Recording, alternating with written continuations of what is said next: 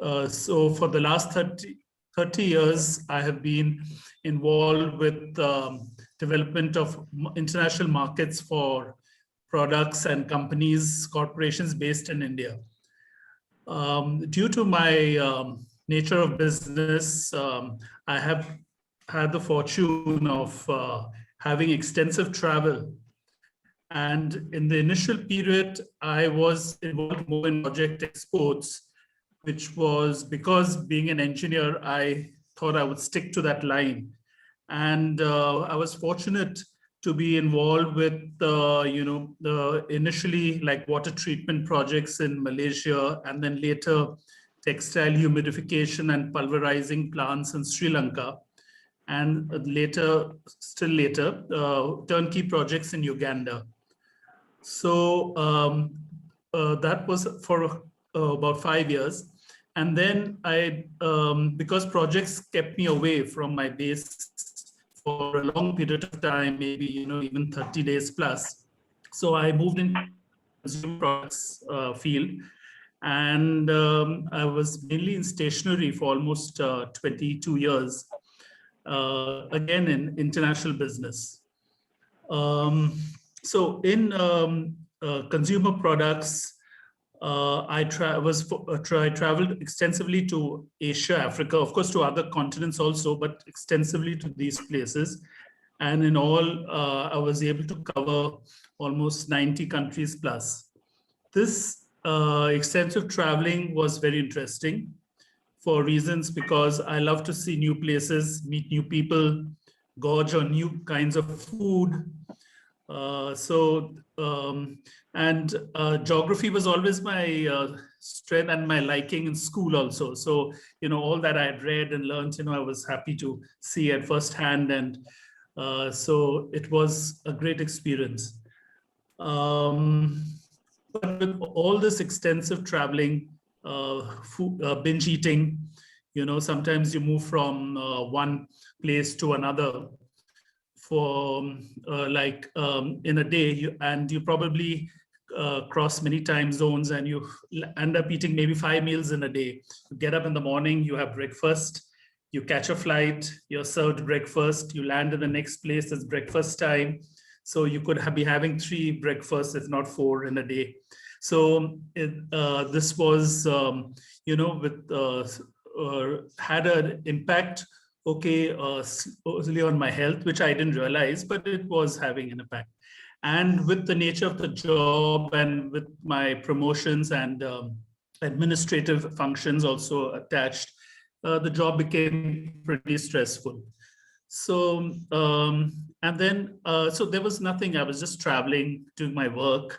And and I was, I found, after 25 years of this, I said, I was getting into a sort of a rut, like it's getting to be monotonous. So when I was hitting 50, the age of 50, I said, I must, I find that it's like, it's getting very stressful, and maybe also I was burning out. So I said, okay, let's find something different to do. And so I said, okay, let me first focus on my health and fitness. So I started a regular training session, or I would say a regime, a physical exercise regime. And from there, I got into weekend hiking, over a period of time. And then my passion for hiking suddenly developed when I crossed 50. So from not much physical exercise, I got into hiking. And this was something which I was, which really gave me a change and perspective, and I felt so refreshed.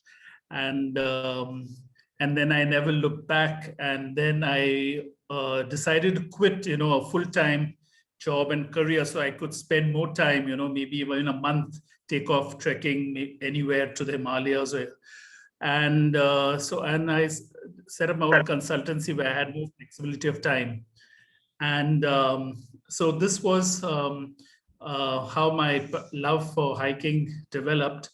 And in fact, I found a lot of benefits from hiking. And of course, you would have all probably know, but I would like to share what benefits I got. Um, can I, maybe I would like to share maybe some pics later, just a few pics I have.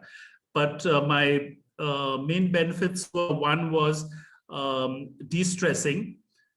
So, I started unplugging from too much technology, emails, social media. And I found that with this, a lot of my memory and brain function improved.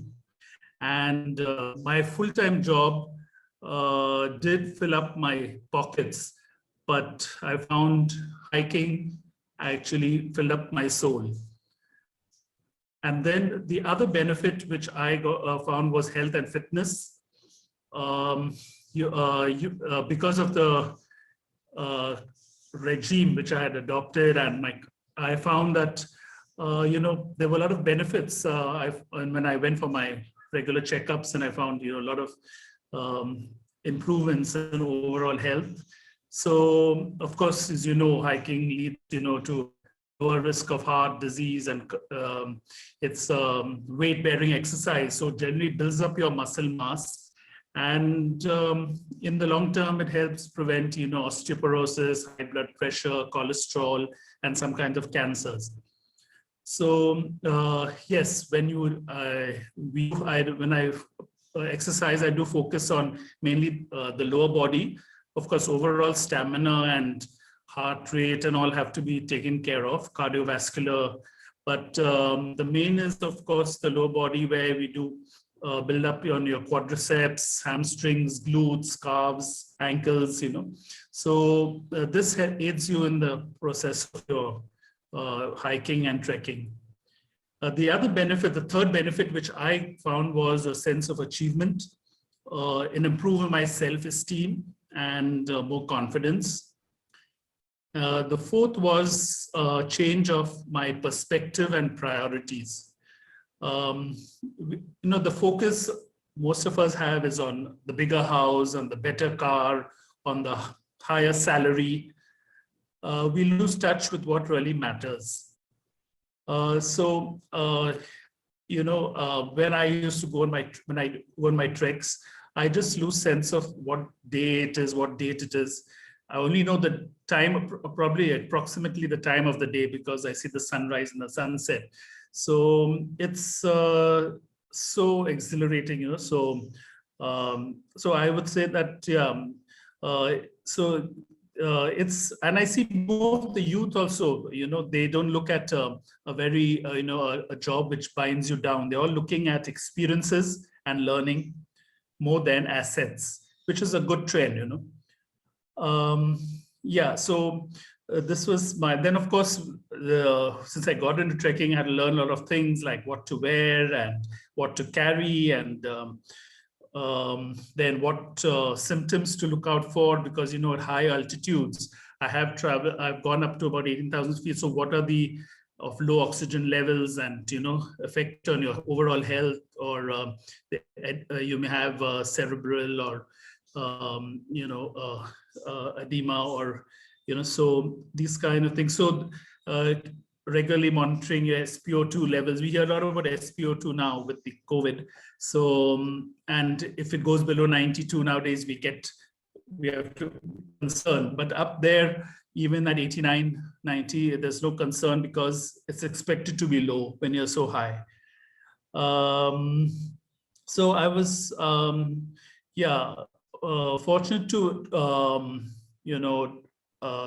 travel to do quite a few treks, but one I would like to share some images are of my trek to Gokyori, which is in the Himalayan range, which is quite close to Mount Everest. The reason why was it? Because it was an unplanned trek. My aim was to go to Mount Everest base camp, but the Mount Everest is a well-trodden path, and with a lot of crowd, and so with that, my friend and I who were together, we decided we'll go off the beaten track. So after we reached Namche Bazaar, which is about 9,000, 10,000 feet, we said we'll take a detour. We won't go on the regular path. And we moved to a place called Gokyori. And we were very happy because we had beautiful sights and even a much better view of Mount Everest than we would have had at the base camp. And